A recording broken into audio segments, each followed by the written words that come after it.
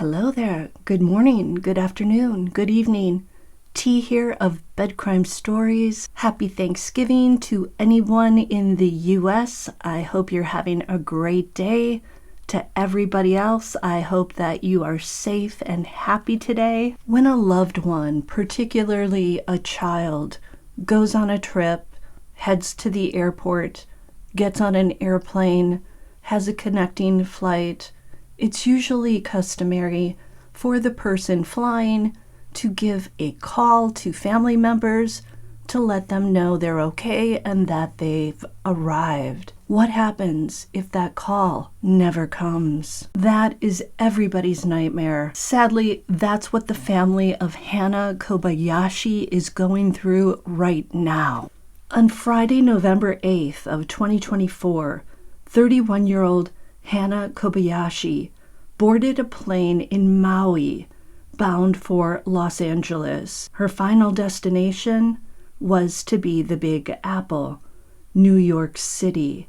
It was a bucket list trip for Hannah. The 5-foot, 10-inch tall, 140-pound brunette beauty with warm, luminous brown eyes was planning to attend a concert in New York City, and as an aspiring photographer, she also wanted to check out and enjoy the vibrant art scene. The concert was actually a DJ event, and Hannah contacted the DJ and offered to take photographs of the event in exchange for tickets.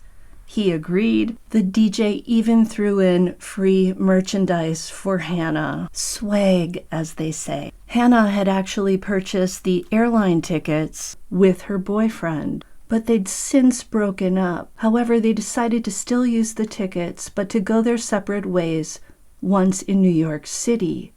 Hannah has an aunt in New York and was going to stay with her. But there's one big problem. Hannah Kobayashi never made it to her connecting flight. Her boyfriend did, but she did not. When Hannah's mother, Brandy Yee, reached out to Hannah to find out if she'd arrived in New York, she was shocked to receive a text that said, "Not yet." Somehow, despite tearing through the LAX airport to reach the gate for her connecting flight to New York, Hannah simply wasn't fast enough, and the flight had already departed. Hannah ends up speaking to an American Airlines ticketing agent for about 40 minutes, and she tells her family that she's going to sleep at the airport. At some point that day, she exits the airport and she texts her family saying that she's going to go sightseeing in LA. She wants to visit the Grove Shopping Center. The next day, Saturday, November 9th, Hannah is seen at the Grove Shopping Center in downtown LA. While at the Grove, Hannah goes into the Taschen bookstore to charge her phone. She also sends Venmos to 2 people whose names her family doesn't recognize. One payment goes to someone named Jonathan Taylor, and another goes to Veronica Almendarez. The amounts are unknown. Hannah posts the word reading next to the payment for Jonathan Taylor. The Venmo for Veronica is sent with a bow and arrow emoji, and apparently Hannah often used emojis in her text messages. What's odd is that she rarely sent Venmos, and in fact had only sent 4 in the entire year of 2024. Later that same evening, she heads back to LAX and she calls her aunt. She tells her aunt, quote, "This is a nightmare. I don't understand what's going on with these airlines," end quote. Hannah also texts a friend after failing to board the connecting flight, and she says, quote, "I got tricked into giving away all my funds to someone I thought I loved," end quote. The next day, Saturday, November 9th, Hannah is spotted on video at a Nike event, again at the Grove Shopping Mall. Another night goes by. Then, on Monday, November 11th, Hannah is back at LAX, and she's speaking to a ticket agent at American Airlines. She speaks to the agent between 4:30 and 6:30 p.m., but she never boards a flight. And this is when she begins sending some very odd and cryptic messages, using language that she typically doesn't use, which makes her family think somebody else may be sending the messages. One of the messages says, "I got hacked, stripped of my identity, I can't fly." Again, that's the last message that her family receives from her. Her phone pings at around 4 p.m. at LAX, but after that, the phone is either turned off or it goes dead. Then, around 10 p.m., again on Monday, November 11th, Hannah is seen getting off a train at Pico Station. This metro stop is not on the same line that goes to LAX, meaning Hannah would have had to have changed lines to get there. And now she is with someone, a person her family doesn't know, and a person who appears to be controlling Hannah. Hannah's aunt, Lori Pigeon, said that she's concerned that Hannah may have been drugged.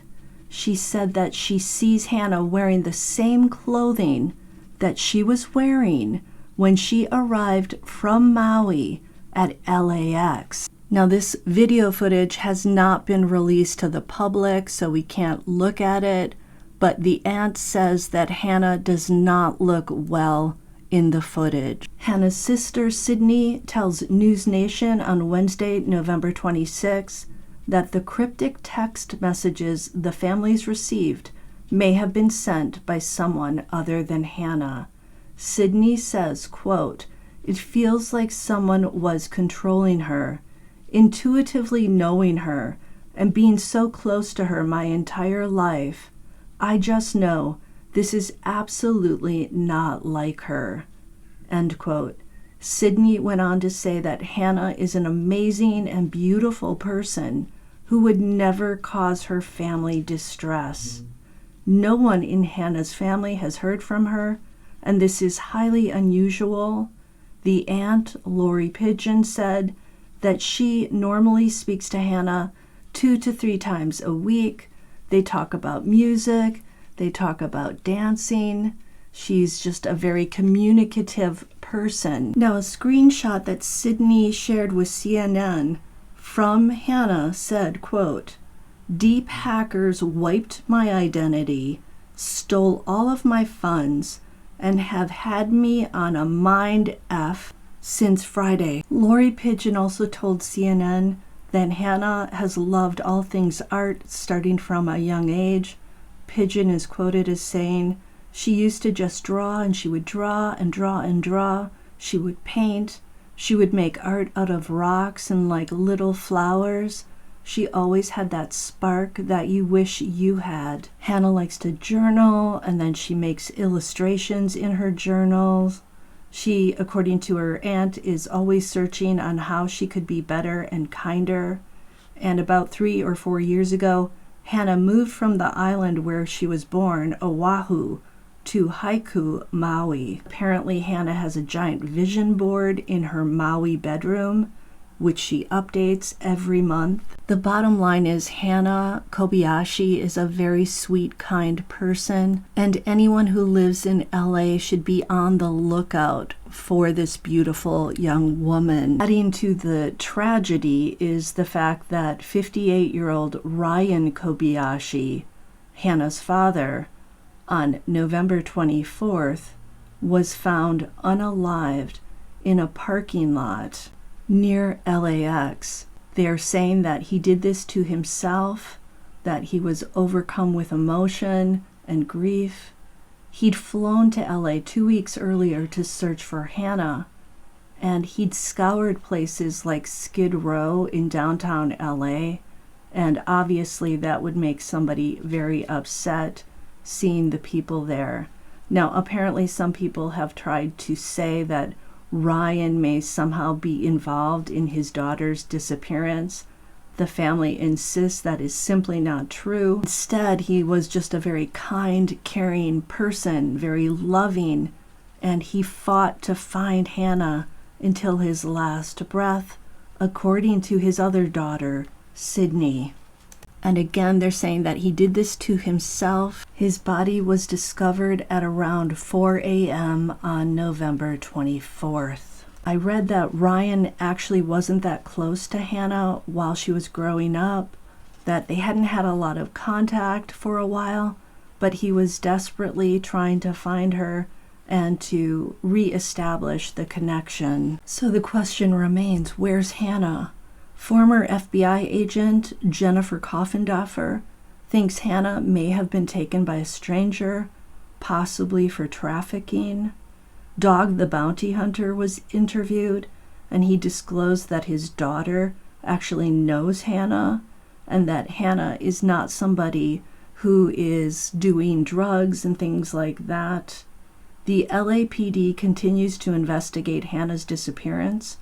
Her family believes she's still alive, and they still have hope to bring her home, and the family is focusing their searches on downtown LA because police told them there's reason to believe Hannah is within the metro area of 18 million people. Now, the Sun newspaper reported that the payments that Hannah made with the Venmo were apparently for a tarot card reading, at least the one for Jonathan Taylor, which is something spiritual that Hannah is supposedly into. Some TikTokers found Taylor's account and flooded it with comments, but that account has since gone private. So that's all we know for now, and I will see you next time on Bed Crime Stories. Happy Thanksgiving. See ya.